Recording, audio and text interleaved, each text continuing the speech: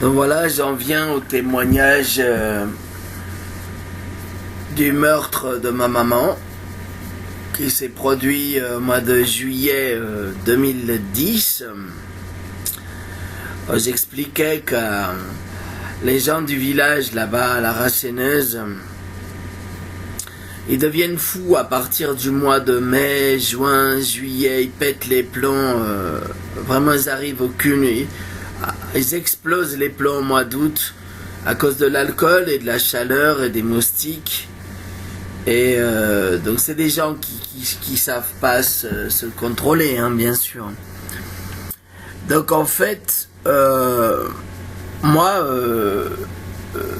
j'habitais mon studio aux eaux vives à côté du jet d'eau de 15 mètres carrés. J'ai jamais eu le permis de conduire.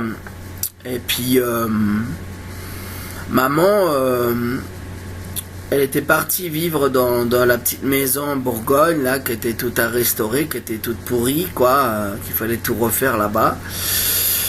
En 2006, et puis ça s'est mal passé quoi, parce que comme j'ai expliqué, ces paysans, quand tu habites en secondaire, que tu viens un week-end de temps en temps, puis que tu leur donnes de l'argent, puis que t'es pas là, eux ils sont gagnants. En plus ils viennent, ils volent tes œufs, ils volent tes poules, ils volent tes fruits, ils volent tes arbres, ils volent tout. Ils ont même les doubles des clés de la maison, ils volent même ce qu'il y a dans la maison. Donc pour eux c'est jackpot sur jackpot sur jackpot, c'est ce qui fait le maire là-bas, c'est joker jackpot, joker jackpot, joker jackpot, joker jackpot, sur jackpot, comme ça qu'il devient millionnaire, hein, multimillionnaire. Hein. Mais bon, moi, j'appelais ma maman tous les matins vers 11h. Je laissais le temps qu'on se réveille, qu'on fasse nos choses et tout. Puis vers 11h, 11h30 avant de manger, là, je l'appelais tous les matins, quoi. Et puis, depuis Genève. Elle était à 200 km à la Rasseneuse, là-bas. Et puis... un jour, je l'appelle et puis ça se passe mal au téléphone. Elle me dit... Bon, préalablement, elle m'avait dit que le maire Girardot, là, Régis, c'était un beau gosse, machin, qu'elle verrait bien de coucher avec lui. Puis elle commençait à faire la débile avec les garçons là-bas. Et puis j'ai dit ouais, mais il a une femme le maire et tout. J'ai dit ça va pas ça. Tu laisse-le tranquille avec sa femme. Après, donc quelques semaines après, on se retéléphone, on parle de. Elle me dit il y a des gens mauvais. Des esprits mauvais. Moi, je sais plus vraiment ce qu'elle essaie de me dire. Un esprit mauvais qui veut rentrer en elle. Des gens mauvais. Puis bon, elle me parle aussi des malfaçons, parce que à la mer, là, le voisin charpentier, là, il travaillait au black dans la maison de ma mère depuis des années. Et en fait, il a fait tout des malfaçons quand il lui a construit la cuisine. Le frigo fermait pas et tout, il y avait que des malfaçons. Moi j'ai vu, c'était tout pourri. Elle a payé ça 15 000 €, elle s'est fait encore avoir. Et puis elle s'est disputée avec Alain Maire et il lui a rendu les clés dans la boîte aux lettres. C'est double des clés qu'il avait depuis 1990, 1990 qu'on avait cette maison. Et de là, elle me dit, alors moi j'analyse les choses, il y a une dispute avec Alain Maire. Déjà, il y a, elle voudrait coucher avec Régis et puis est-ce qu'ils l'ont fait, est-ce qu'ils l'ont pas fait, et qu'après pour qu'elle ferme sa gueule, pas qu'elle ait crié vers sa femme, je sais pas quoi, il l'aurait tapé sur la tête. Et il y a donc le Ivan Juas qui tape sur la tête, qui fait des AVC automatiques, là-bas au village. Donc ça fait 3 personnes qui me semblent être possiblement les meurtriers. Mais moi, j'opterais plutôt pour le maire, mais bon. Donc, en fait, de là, je téléphone à maman le lendemain, et à 11h, elle peut plus parler, elle parle comme ça, j'arrive pas à parler, je peux pas parler. Puis j'ai dit, mais qu'est-ce qui t'arrive, maman? Puis elle me dit qu'elle a fait, en fait, une attaque cérébrale. Et donc, moi, j'ai dit, bon, écoute, maman, parce que le problème, moi j'ai un téléphone fixe, et puis, si elle raccroche pas, je peux pas appeler les secours. J'ai dit, maman, franchement, je vais faire le plus vite que je peux. Raccroche ce putain de téléphone, sinon tu vas... Parce que si elle raccroche pas, ça bloquait ma ligne. Jusqu'à la France, pendant une demi-heure, 1 heure, ça débloquait pas. Parce que des fois, ça lui arrivait qu'elle oubliait de raccrocher, puis ça me bloquait la ligne de Genève. Finalement, elle réussit à raccrocher tout de suite. Je prends mon ordinateur, je tape sapeur-pompier de Mervan, là, d'à côté, le village d'à côté. Et puis je tombe sur les sapeurs-pompiers, puis je dis, écoutez, appelez le SAMU, ma mère, elle a fait un AVC, envoyez tout de suite une ambulance à la Rasséneuse et tout. Puis il me dit, mais monsieur, vous avez qu'à, vous nous faites chier, vous avez qu'à appeler le 15, je sais pas, on n'est pas des services de SAMU, on est des pompiers. Puis je dis, non mais monsieur, vous comprenez pas que je peux pas composer le 15 depuis la Suisse. Vous comprenez pas que j'ai un téléphone fixe et que je peux pas appeler les numéros de secours français. Donc si vous pouvez envoyer, puis tout de suite, j'appelle les voisins, les personnes âgées, la Gaston Paulette, qui ont presque 90 ans. À cette époque, ils avaient même 85 ans, je sais plus, 83 ans, 80. Et puis, je dis à Gaston, écoute, parce que lui, il avait une copie des clés de la maison de maman, parce qu'il allait souvent nettoyer les chats et les lapins, là, aider maman avec le jardin. Et puis, ils s'aimaient bien tous les deux, quoi, ils étaient copains depuis longtemps. Très gentil, Gaston. Et puis, après... De là, Gaston, il prend sa voiture, il file à la maison. Maman, elle était en train de convulser, elle était en train de s'étouffer avec sa salive. Alors ils ont pris du papier toilette pour lui nettoyer la bouche. C'est là que les pompiers sont arrivés. Puis ils ont dit, là, elle est déjà tombée dans le coma, là, c'est super grave. Et ils ont fait venir un hélicoptère de Dijon. Ils ont dû attendre. Mais les pompiers, les SAMU, ils étaient là en 15 minutes. Hein. Mais bon, le temps que l'hélicoptère de Dijon il arrive, il emporte ma maman.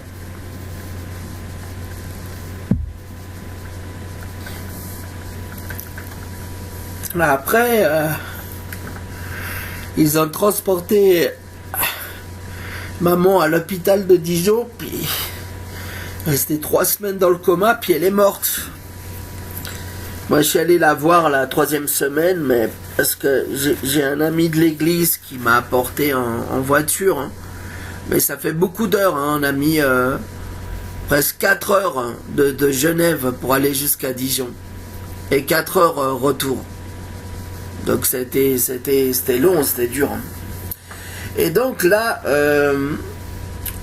moi après ça, bon, j'ai hérité de la maison de maman. J'ai dû faire toutes les démarches, tout ça, les pompes funèbres. Elle voulait être incinérée dans le jardin du souvenir et tout. Répandue là-bas. Bon, j'ai fait selon ses volontés. Puis après, donc, j'ai hérité de cette vieille baraque toute pourrie, restaurée. J'ai déjà eu pour 5500 € de nettoyage de la baraque. Mais pendant ce temps-là, pendant que moi j'étais à Genève, entre 2010 et 2013, que j'ai pu déménager mai 2013 là-bas, eux, ils ont cambriolé, ils ont fait pas mal de choses. J'avais acheté le terrain qui était derrière la maison, à Rémy-Tillet. Donc là encore une escroquerie, parce qu'en fait Rémy-Tillet, le voisin, il a acheté ce terrain comme agricole. Et pour la vente, le maire l'a fait passer, donc agricole, il valait 1000 balles, 1500 balles. Il a fait passer le maire qui est son copain, parce que maintenant c'est son adjoint, puis ce sera peut-être le futur maire à Rémitier. Il a fait passer le terrain en constructible pour me le vendre 16 500 € quoi. C'est des malins là-bas, hein. Et c'est toute une mafia, c'est une caste. Hein. Donc en fait, c'est là que moi, quand je suis arrivé en Bourgogne, quand j'ai découvert, 2013, ils m'ont plutôt laissé tranquille. 2014, je faisais mes travaux. Quoi, en fait, avec l'argent de l'héritage, je faisais couler du béton, une terrasse et le garage en chambre, et puis un peu de terrassement, machin. Ce que je veux dire, c'est qu'après, ils ont commencé à m'attaquer, et puis en plus, ils voulaient ma maison, machin. Et après, toute l'histoire de harcèlement. Mais il y a des gens qui sont venus me voir, Bernadette Gauthieron et Frédéric Gauthieron, des amis de maman, qui m'ont dit, écoute Christophe, pour nous, ta mère, elle a été battue. C'est vrai qu'elle s'est trouvée avec un gros œdème derrière le cerveau. Et puis c'est la spécialité du village là-bas. Hein. C'est la spécialité du village. Coup de poing à la tête, derrière la tête, pour faire des AVC. Et puis bon, le plus louche dans cette histoire, c'est que quand Gaston est arrivé, moi j'ai confiance en Gaston, là il est décédé, hein, il avait 90 ans. Quand Gaston est arrivé, la porte de la cuisine était ouverte. Donc tu rentrais dans la maison comme un moulin.